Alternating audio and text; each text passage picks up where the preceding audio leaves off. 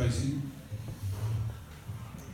Hi, I run a campaign called Farms Not Factories, and we make short films, hopefully with high profile people, because our message is to urge people to only buy meat from a high animal welfare farm. So basically what we say is the power is in our purse, and this is really, really important. Now the supermarkets, they do have high welfare in this country, except for Asda and Morrison's, I have to say. But it's more than that, it's that they are conning us with really fake labels. So it's much better to go straight to your farmer, either through farm shop or through the internet, things like box schemes and community supported agriculture.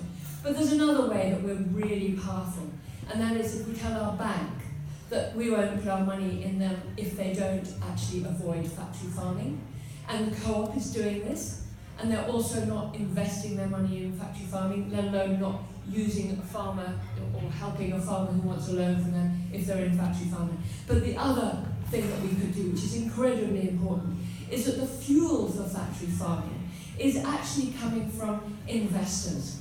So we need to be able to tell investors that actually it's not only immoral, but it's actually uneconomic for them, because there is huge numbers of people going vegan and vegetarian, which is saying no thank you to that sort of meat. But also, actually, finally, the governments are looking at mitigating some of those huge external costs of things like factory farming. Now, one of those, for example, is the greenhouse effect, which 14% is contributed by these animal factories. So we're obviously going to have to see that that is going to reduce. We're also looking, and you see if they do mitigate things, these external costs, those shares could become a stranded asset. So we're also seeing antibiotics that are given to these animals in these factory farms because they're so utterly miserable and stressed. Though there's antibiotic-resistant bacteria coming out of those sheds. Now that is being mitigated at the moment. The law will come through in 2022. We're also looking at diet and people who are getting the cheap meat and they're eating too much. You've got obesity-related illnesses like diabetes, heart disease, and cancer.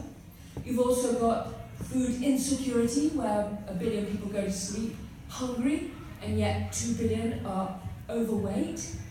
So that's partly because you've got these massive farms all over the world to feed the factory animals. You've also got all of the dung which is coming out of those factory farms, they're spreading on local fields.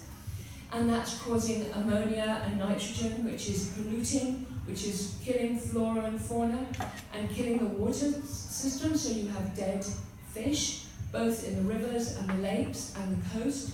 And you've also got the problem of excess water being used for either irrigating the food or to give to the animals. So basically we can have a revolution, but it's not with arms, it's with our money. Thank you. Tracy?